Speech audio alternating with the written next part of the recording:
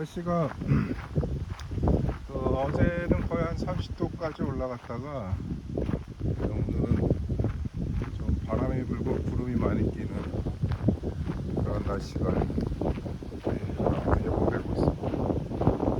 한국에서는 지금 폭염 때문에 장마의 폭염에 이게 더운 거하고 습한 게 합쳤을 때 더 불쾌감을 많이 일으킨다고 하죠. 제가 이제 그 정신현상학 정신장애 이제 계몽과 미신의 투쟁, 이제 이 부분이 상당히 좀 이 절이 분량이 길더라고요. 이제 그 절의 한 중반 정도에 도달했는데, 이제 지난번에는 이제 계몽이 순수한 통찰이 하나의 이제 우상화된 그런 신앙을 비판하면서 그 이제 순수한 의식을 이제 완전히 순수한 의식과 그 다음에 하나의 이제 개별자라고 볼 수 있는 우상화된 그런 걸로 이제 양분되는 이제 그런 양상을 보여줬다면은, 다음에 이어지는 서술에서는 해겔은 그것이 또 이제 어떠한 이제 문제를 일으키는가. 결국 계속 이제 해겔은 이 절에서 이 계몽과 미신의 투쟁, 이 절에서 결국은 계속 이제 신앙을 공격하는 계몽을 이렇게 비판을 하는 거지만, 그 비판을 통해서 계몽이 스스로 어떻게 자신을 전개해 나갈 수 있는지를 이제 그거를 이제 밝히려고 하는 거죠. 그 계몽은 이제 그 계몽이란 말은 이제 꿈에서 해방시킨다는 거잖아요. 근데 이제 해겔은 그 계몽을 계몽시키려고 하는 그런 의도를 갖고 이런 서술을 하고 있다, 이렇게 볼 수 있겠습니다. 그래서 이제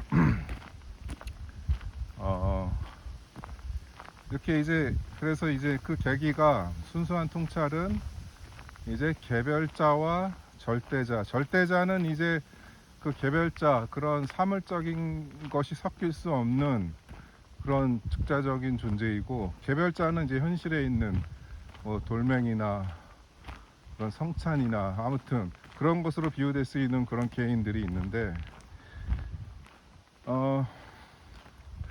그 둘이 이제 완전히 이제 별개로 간다는 거죠. 그러니까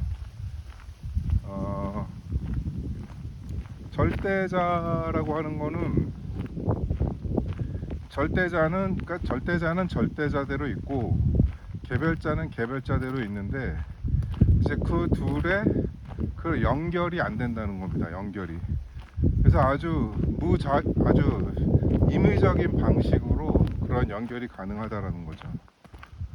그러니까 이제 예를 들면은 그런 계몽 사상의 하나의 뭐 대표적인 걸로 볼 수 있는 게 이제 뭐 자연 종교, 뭐 이성 종교, 뭐 이런 게 있는데, 제가 우선 생각나는 거는 이제 라이프니츠 같은 경우를 들 수 있죠. 라이프니츠는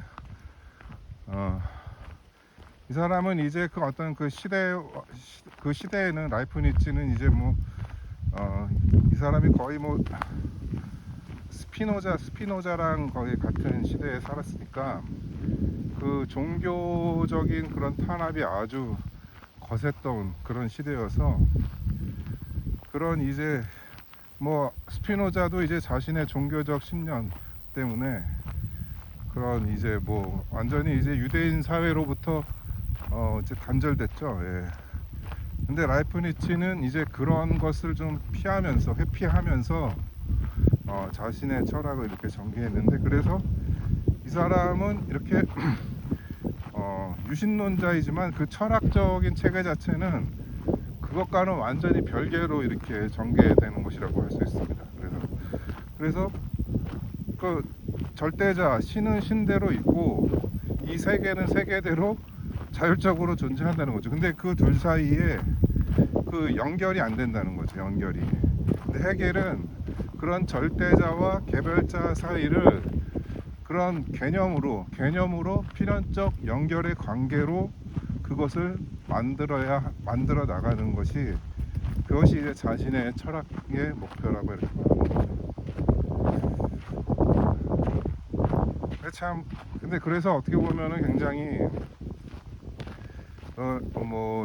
전에도 제가 얘기한 것 같지만 헤겔 자신은 스스로 루소 교도라고 하면서 가장 어떻게 보면은 무신론적인 철학의 그 근간을 거의 그것을 만들어 놓은 장본인이 또 헤겔이라고 이렇게 할 수 있는데, 그런 점에서는 좀 라이프니츠와 좀 유사한 그런 인생 경로를 보면 그 종교적인 그런 것과 자신의 철학 체계 이런 거에서는 유사한 부분이 있지만 라이프니츠보다는 좀 더 적극적으로 그것을 현실과 연관 맺으면서 그런 절대자와 개별자 사이에 그런 연결 관계를 이제 밝히려고 했던, 이제 그런 부분에서 이제 종교는 학문적인 연구의 대상으로 이렇게 보는 거죠.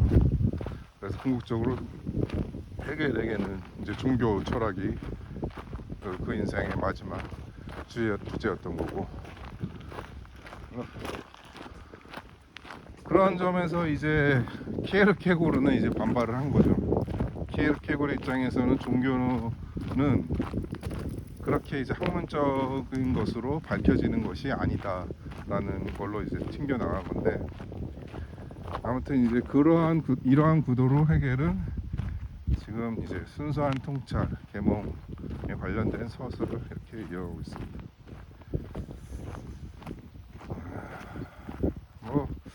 이와 관련된 건 아니지만은 제가 최근에 이제 월드컵도 끝나고 좀 남는 가용 시간을 좀 그래도 활용을 해보려고 이게 책을 산 지가 되게 오래돼서 얼마 전에 도서관에 갔다가 도서관이 아니라 이제 서점에 갔다가 좀 눈여겨본 책이 하나 있었습니다. 네. 이게 이제 하버마스의 이제 사실성과 타당성이라는, 네. 이제 발음이 어렵던데 팩티스테트 운트 겔트, 예. 이게 하버마스가 이제 92년도에 이게 나온 건데요. 이제 올해 지난 5월인가 6월 이렇게 돌아가셨죠. 예, 돌아가시면서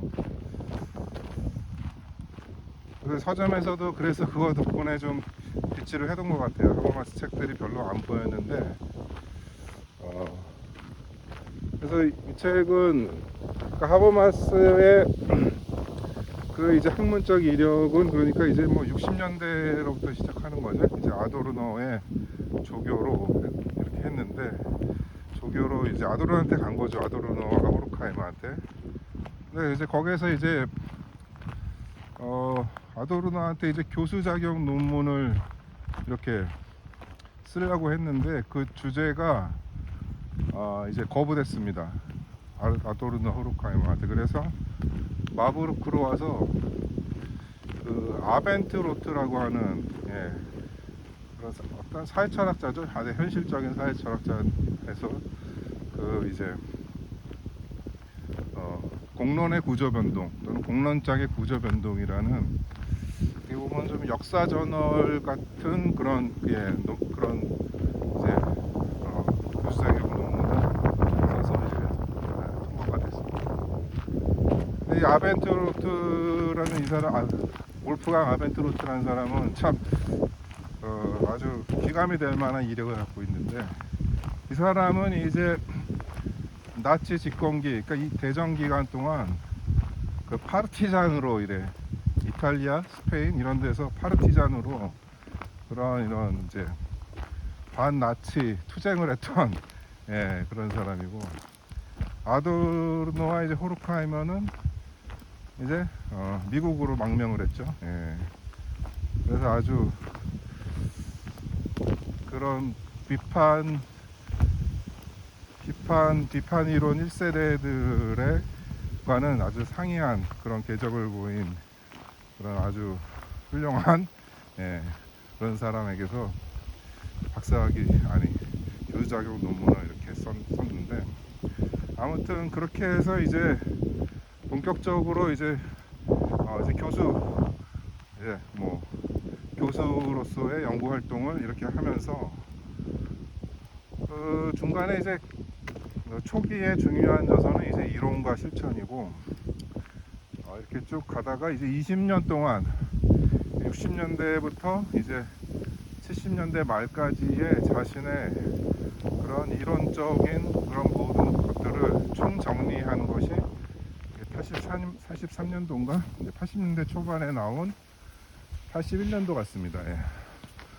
그 의사소통 행위 이론, 이것이 이제 자신의 20년간의 학문적인 그런 것들을 총 결산하는 그 대작을 내놓았고, 그 10년 후에 이제 이 사실성과 이제 타당성이라는 이 책을 내놓은 겁니다. 그래서 제가 이번 주에 거기 이 책의 서문이 되게 짧은데 아주 그 자신의 그런 30년간의 그런 그 학문적 도정을 그 자신이 지금 쓰고 있는 책을 쓰는 동기와 관련해서 이렇게 서술하는데 굉장히 좀 인상 깊게 그 부분을 읽었습니다.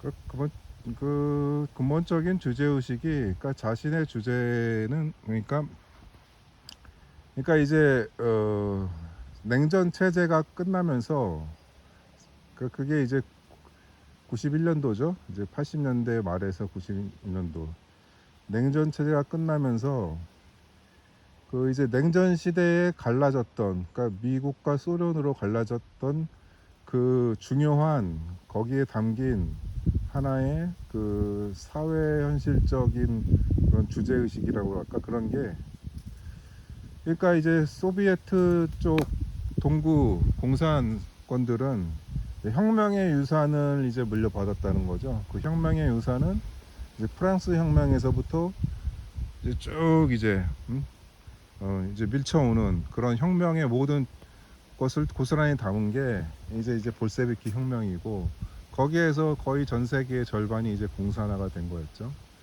근데 근데 그 반대 세력, 그 미국을 중심으로 한 자본주의는 이제 그런 구유럽도 그렇고 그런 혁명을 되게 경계를 했죠. 물론 이제 미국은 초기 독립혁명 때는 프랑스 혁명에 대한 영향을 받았지만은, 자본주의 체제에서는 이제 혁명이라는 거는 이제 차단해야 되는 거죠. 근데 이 자본주의 세계에서 받아들인 거는 하나의 그 합법성에 대한, 그러니까 레트리카이트, 정당성이라는 유산을 이제 물려받았다는 거죠. 그러니까 이게 그 정당성이라는 거는, 그거는 이제 거슬러 올라가면은 하나의 그 자연법적인 전통, 그러니까 그런 하나의 그 목적에 정당한 수단들이 이렇게 결합이 되어야 된다는 목적 합리성, 그러한 정당화에 대한 것들을 이제 이 자본주의 세계는 이제 물려받았다고 하는 거죠.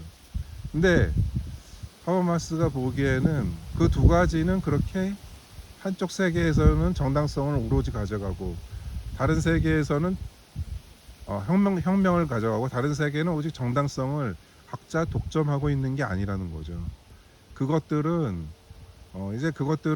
어느 세계에만 이렇게 배타적으로 가 있는 것이 아니라, 그것들은 상호적으로 이제 상호 침투하게끔 되어 있는 것이고, 이제 자신은 이제 그러한 것들이 어떻게 가능한지를 그 언어를 통해 그것을 밝힌다는 거고, 그 언어가 현실적으로 작동하는 가장 대표적인, 그 적용되는 가장 대표적인 그 상황, 그 경우는 바로 이제 법이라는 거죠.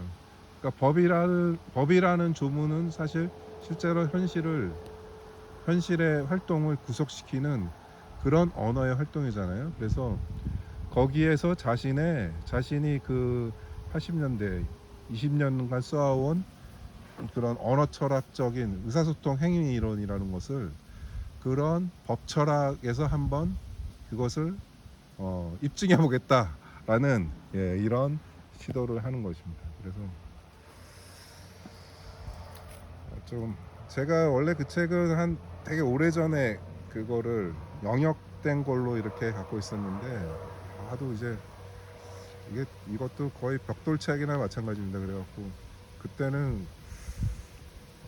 이게 거의 그때가 거의 뭐 한